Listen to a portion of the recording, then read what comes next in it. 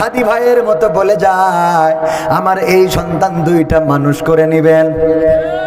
আমি যদি চলে যাই সন্তানরা যেন এই পথে আন্দোলনের পথে চলতে থাকে, এই দায়িত্ব আপনাদের।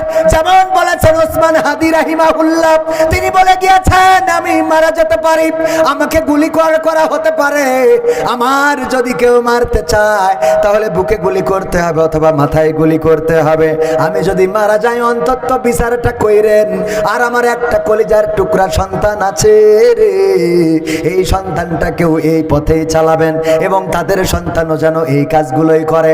আন্দোলনের পথে, ইনসাফ ভিত্তিক সমাজ কায়েমের পথে, বিচার ন্যায় বিচারের পক্ষে যেন আমাদের জেনারেশন যুগের পরে যুগ এই আন্দোলন চালিয়ে নিতে পারে। আমাদের এই আন্দোলন 5 বছরের জন্য নয়, আমাদের এই আন্দোলন 50 বছরের জন্য নয়, আমাদের এই আন্দোলন যুগের পরে যুগ কিয়ামত পর্যন্ত চলতে থাকবে। বলেন ঠিক কিনা? বাতিল আছে না নাই? বাতিলেরা চায় ইউরিদুনা লিউতফি নূরাল্লাহি বিআফওয়াহিহিম আল্লাহু মুতিম্মু নূরিহি ওয়ালাউ কারিহাল কাফিরুন। ওরা চায় মুখের ফু দিয়ে দিনের আলোকে নির্বাপিত করে দেবে।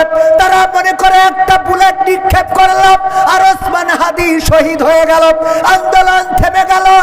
না, থামে না, কারণ ওসমান হাদিরা তারা মারা যায় না, তারা শহীদ হয়, তারা আল্লাহর কাছ থেকে রিজিক পায় এবং তারা রক্ত দিয়ে প্রমাণ করে যায় এই জমিনে রক্ত দেওয়ার জন্য কিয়ামত পর্যন্ত ওসমান হাদিরা আসতেই থাকবে। ঠিক না বেঠে? এমন ওসমান হাদি ঘরে ঘরে আছে না নাই?